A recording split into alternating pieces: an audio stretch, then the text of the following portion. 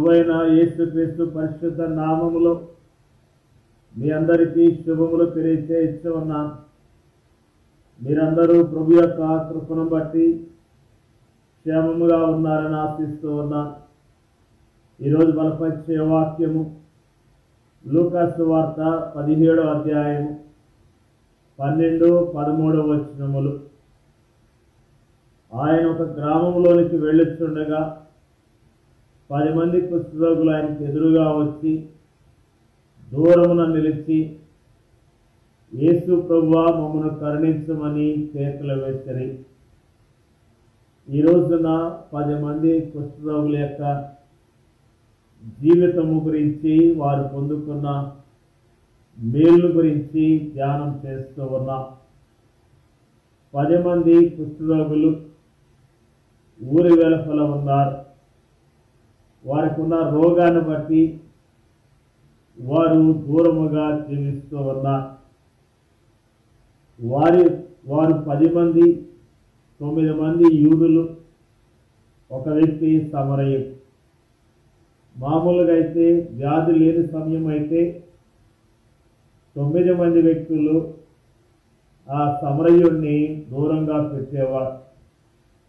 కానీ వారికి ఉన్న రోగము వారిని ఏకం చేసింది. అలానే పాపము కూడా ఈ లోకములో మానవులందరినీ ఒకే స్థానంలో నిలిపింది. కుష్ఠరోగము పాపమునకు సాదృశ్యముగా ఉంది. గొప్పవారైనా తగ్గువారైనా, ధనవంతులైనా దరిద్రులైనా, అందముగా ఉన్నవారైనా, మతాశక్తి గలవారైనా, నాస్తికులైనా దేవుని ఎదుట ఒకే స్థానంలో ఉన్నారు. ఏ భేదమును లేదు. అందరూ పాపం చేసి దేవుడు అనుగ్రహించు మహిమను పొందలేకపోతున్నారు. కుష్ఠరోగం గలవారు చాలా బాధలో ఉన్నారు, దుఃఖములో ఉన్నారు, నిరాశలో ఉన్నారు, సమస్యతో ఉన్నారు. వారికి ఉన్న సమస్య, వారికి ఉన్న రోగము కేకలు వేసే విధముగా వారు ప్రార్థించినట్లుగా ఈరోజు జ్ఞాపకం చేసుకుంటూ ఉన్నాం. యేసుక్రీస్తు ప్రభువారు వచ్చినప్పుడు ఆ ప్రాంతానికి దూరమున నిలిచి కేకలు వేస్తూ కరుణించమని కేకలు వేశారు. వారి సమస్య కేకలు వేసే విధముగా ఉన్నది. వారి బాధ ఆ విధముగా ఉన్నది. వారి ఒంటరితనము ఆ విధముగా ఉన్నది. వారు ఎంతగానో కృషించిన స్థితిలో ఉన్నారు. వారు ఎంతగానో దుఃఖములో ఉన్నారు, బాధలో ఉన్నారు. అందుకని యేసుక్రీస్తు ప్రభువారు ఆ ప్రాంతానికి వచ్చినప్పుడు పెద్దగా కేకలు వేస్తూ కరుణించమని వారు ప్రార్థన చేశారు. నిజముగా మన కేకలు వినే దేవుడు ఉన్నాడు. మన సమస్యను ఎరిగి సహాయం చేసే దేవుడు ఉన్నాడు. ఆయనే మన ప్రభువైన యేసుక్రీస్తు అని ప్రభునామములో జ్ఞాపకం చేస్తూ ఉన్నారు. వారు సమస్యతో వచ్చారు, వారు దుఃఖముతో వచ్చారు, వారు కన్నీటితో వచ్చారు, వారు రోగముతో వచ్చారు. యేసుక్రీస్తు ప్రభువారు వారి కేకలు విని వారికి జవాబిచ్చినట్లుగా జ్ఞాపకం చేసుకుంటూ ఉన్నాం. మీరు వెళ్ళి మిమ్మల్ని యాజకులు కనబరుచుకొనడి అని ప్రభువారు వారితో పలికారు. ఆ మాట నమ్మి వారు వెళ్ళుచుండగా వారి జీవితాల్లో అద్భుతమైన కార్యాన్ని చూడగలిగారు. వారికి ఉన్న రోగమంతా తొలగిపోయింది. వారు సంపూర్ణమైన స్వస్థత పొందుకున్నారు. వారు ఎంతగానో ఆనందాన్ని పొందుకున్నారు. వారు ఎంతగానో ఆదరణ పొందుకున్నారు. వారు ఎంతగానో ధైర్యం తెచ్చుకోగలిగారు. యేసుక్రీస్తు ప్రభువారి యొద్దకు రావటం ద్వారా వారి జీవితాలు పూర్తిగా మారిపోయినట్లుగా ఈ రోజున మనము జ్ఞాపకం చేసుకుంటూ ఉన్నాం. వారు దుఃఖముతో వచ్చారు, వారి సంతోషాన్ని అనుభవించారు. వారు రోగముతో వచ్చారు, స్వస్థత పొందుకున్నారు. వారు కృంగిన స్థితిలో వచ్చారు, ఆ కృంగుదల నుంచి వారు విడుదల పొందుకున్నారు. యేసుక్రీస్తు ప్రభువారు మన అంతరంగాన్ని ఎరిగిన దేవుడు, మన సమస్యలు ఎరిగిన దేవుడు. ఆయన మాత్రమే మనకున్న రోగాన్ని తొలగించగలుగుతాడు.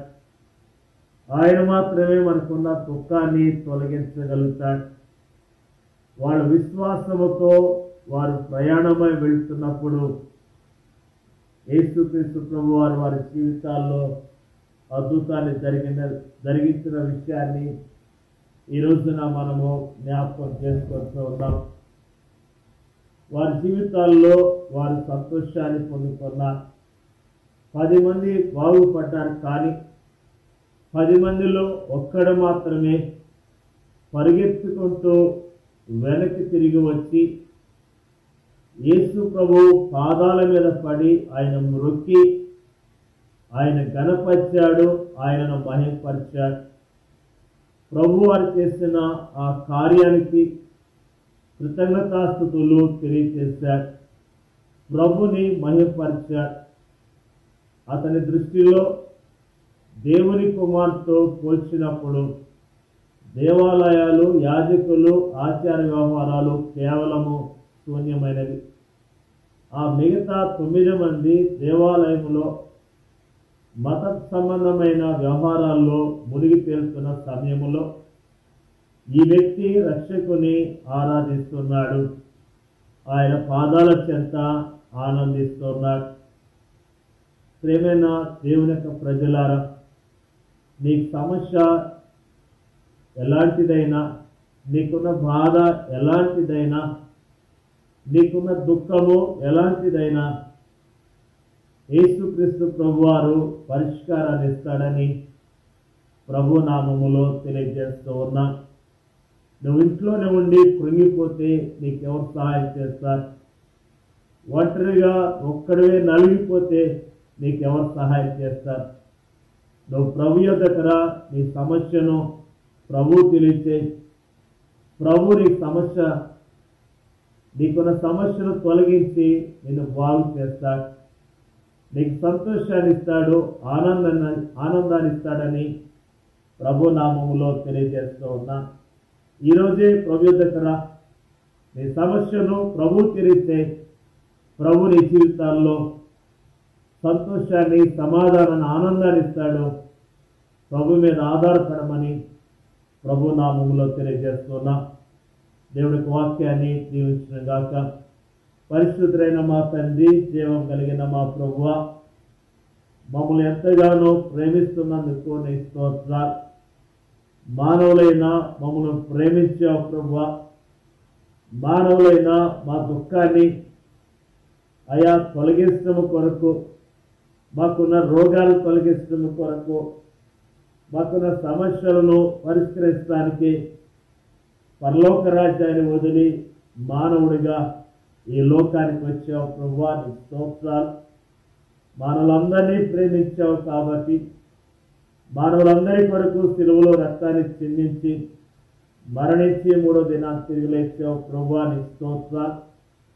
సిలువలో మీరు చేసిన త్యాగము ద్వారా, నీ యందు విశ్వాసం ఉంచడం ద్వారా మమ్మల్ని రక్షించిన విధానం బట్టి నీ స్తోత్రాలు తెలియజేస్తూ ఉన్నాం ప్రభువా. మరి ఈ రోజున మాకు తెలియజేసిన అద్భుతమైన మాటలను బట్టి స్తోత్రాలు తెలియజేస్తూ ఉన్నాం. అయా సమస్యలు ఉన్నవారు, దుఃఖములు ఉన్నవారు, అనారోగ్యంతో ఉన్నవారు నీ యొద్దకు వచ్చి నీ యందు స్థిరమైన విశ్వాసం ఉంచి నీ ద్వారా గొప్ప ఆశీర్వాదాలు పొందుకోవటానికి మీరే సహాయం చేయమని ప్రార్థన చేస్తున్నాం ప్రభువా.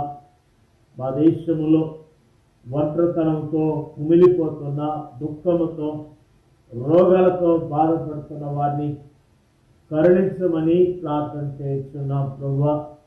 అయ్యా, నువ్వు ప్రతి మానవుని ప్రేమిస్తున్నావు.